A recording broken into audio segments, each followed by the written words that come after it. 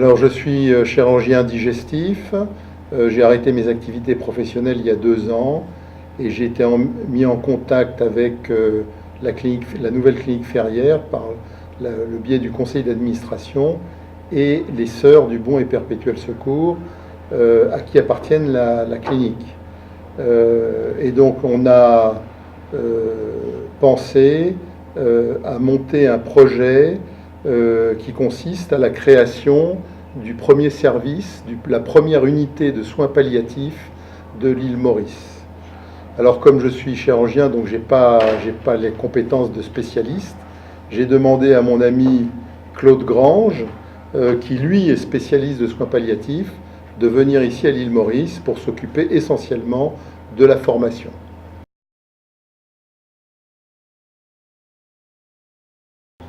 Alors, moi j'étais à la base médecin généraliste, 20 ans de médecine générale. Confronté à la mort de mes patients, j'étais en très grande difficulté. Et donc j'ai eu besoin de faire une formation, parce que quand j'étais confronté à la mort de mes malades, je ne savais pas quoi dire, quoi faire, comment faire. J'étais très démuni, parce qu'on n'apprend pas ça dans les études de médecine. Et donc j'ai fait une formation, un diplôme universitaire de soins palliatifs, et j'ai fait partie des pionniers de soins palliatifs en France, puisque j'ai fait le DU de soins palliatifs la 2e année du premier DU de soins palliatifs en France. Maintenant, il y en a 25, donc ça s'est développé. Et puis après, j'ai souhaité créer dans un hôpital local où j'exerçais, à Oudan, dans les Yvelines, une unité de soins palliatifs. Donc j'ai créé cette unité de soins palliatifs, et j'étais le chef de service de cette unité de soins palliatifs pendant plus de 20 ans. Par ailleurs, j'avais aussi créé à l'hôpital de Dreux, qui est un hôpital beaucoup plus grand de 800 lits, une équipe mobile de soins palliatifs qui allait dans les différents services pour s'occuper des personnes qui sont confrontées à leur fin de vie. Parce que donc, les médecins ou les chirurgiens, comme disait Jean-Michel, sont en grande difficulté par rapport à ces prises en charge, parce que ce n'est pas leur spécialité, qu'ils n'ont pas appris. Et puis aussi, on a créé ce qu'on appelle un réseau de soins palliatifs, de façon aussi à aider les médecins et les soignants du domicile pour pouvoir continuer à prendre en charge leurs proches à domicile.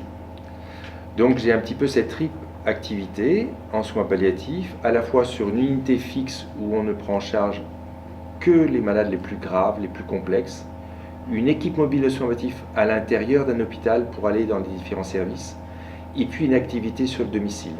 Et ça fait plus de 20 ans que je fais des formations pour les médecins, les infirmières, les psychologues, sur ces sujets-là, la prise en charge de la douleur et l'accompagnement des personnes en fin de vie. Et c'est pour ça qu'à la demande de Jean-Michel, je suis venu là pour aider, puisque Jean-Michel, c'est le projet qu'il a proposé dans cette clinique Ferrière.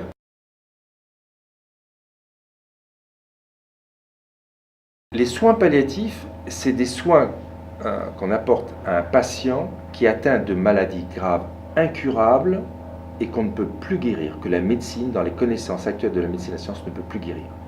Et les soins palliatifs, on prend en charge la douleur physique, mais aussi la souffrance psychique, sociale, spirituelle, les angoisses. Les gens qui sont proches de la mort, très souvent, ils le ressentent à l'intérieur et ils ont peur de mourir, ils sont angoissés.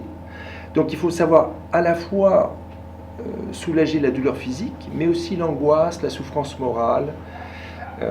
Et puis il y a plein de symptômes inconfortables dans la fin de vie. Soit il y a des personnes qui vont terminer leur vie calmement, en s'endormant dans leur lit, soit il y a des personnes qui vont être douloureuses, agitées, qui vont avoir des problèmes respiratoires, qui vont saigner, qui vont vomir, et ça c'est insupportable. Je veux dire que il y a 2 morts épouvantables, c'est mourir étouffé en pleine conscience ou mourir en se voyant vider de son sang. Et là, il est nécessaire de faire ce qu'il faut, c'est-à-dire de soulager les personnes. Quand on est tous famille, on a tous des proches, et c'est vrai qu'on sait qu'on est tous mortels, et quand il y a un membre de notre famille ou quelqu'un qu'on aime bien qui meurt, on est triste.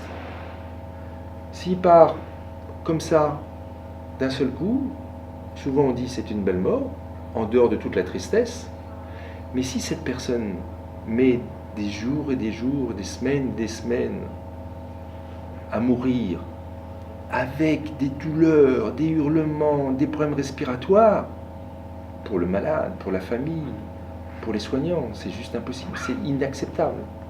Je pense qu'on se doit tous, nous, humains, à faire en sorte que c'est une question de dignité, de respect d'une personne, d'apporter cette médecine qui apaise dans ce moment du mourir.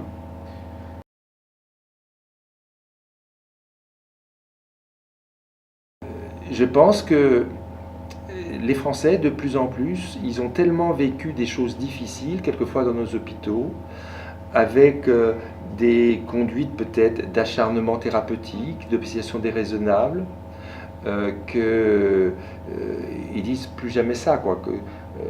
Et ils veulent, voilà, ils préféraient que son proche y guérisse.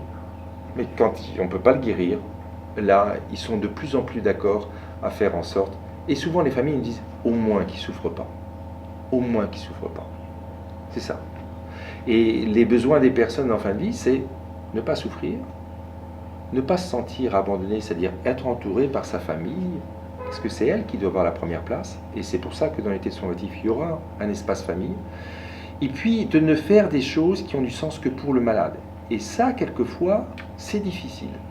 Parce que les médecins, les soignants, très souvent, ils disent que c'est eux qui savent ce qui est mieux pour le malade. En fin de vie, non, c'est le malade qui sait ce qui est le mieux pour lui. Et là aussi, quelquefois, les familles, elles veulent être là, mais quelquefois, c'est elles qui décident pour le malade. Et ça peut poser des problèmes éthiques, et il y a une sensibilisation à avoir, c'est de dire, voilà, on est tous là pour le malade. Et c'est de respecter ses volontés et de faire ce qu'il souhaite lui. Quand ça sera notre tour, on a le droit de décider. Et ce n'est pas peut-être nos enfants qui vont décider pour nous. Hein, mais voilà, la priorité, c'est lui. Qu'est-ce qu'il veut? Et on met notre médecine et nos soins au service de cette personne en fonction de ce qu'il veut lui.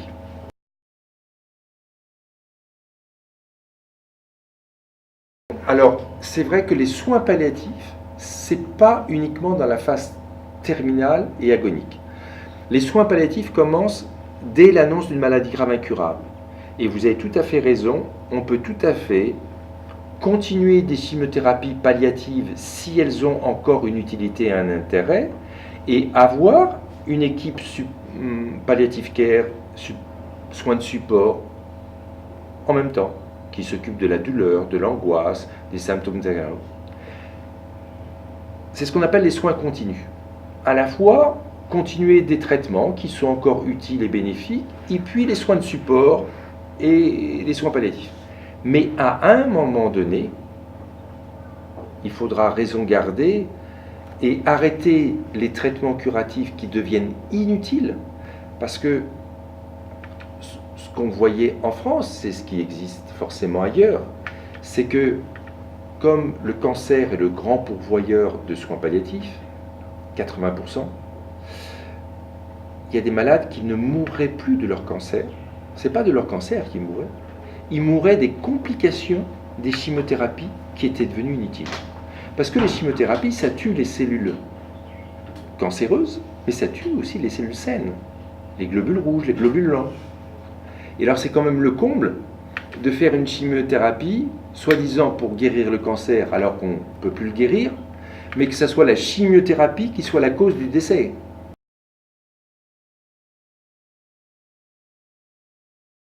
Je dois dire que c'est un projet très enthousiasmant parce qu'il est innovateur. À l'île Maurice, hélas, il n'y a pas de soins palliatifs où il y a un début de prise en charge en soins palliatifs dans des services d'oncologie qui ont une petite antenne de soins palliatifs. Ce n'est pas du tout ce qu'on veut faire. Nous, on veut faire ici une unité qui soit spécialisée et qui fasse uniquement du soin palliatif.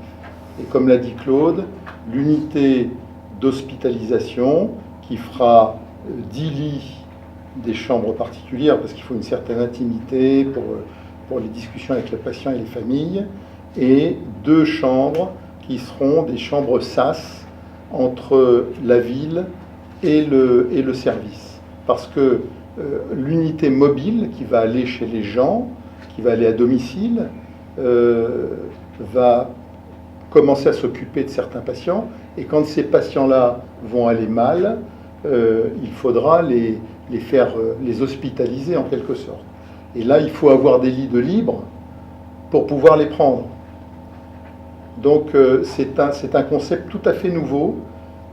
En plus, dans ces unités de soins palliatifs dédiées aux soins palliatifs, c'est une prise en charge globale, comme l'a dit Claude, à la fois des symptômes, les douleurs, les vomissements, les hémorragies, et à la fois des souffrances morales, avec une prise en charge psychologique, une prise en charge spirituelle et religieuse.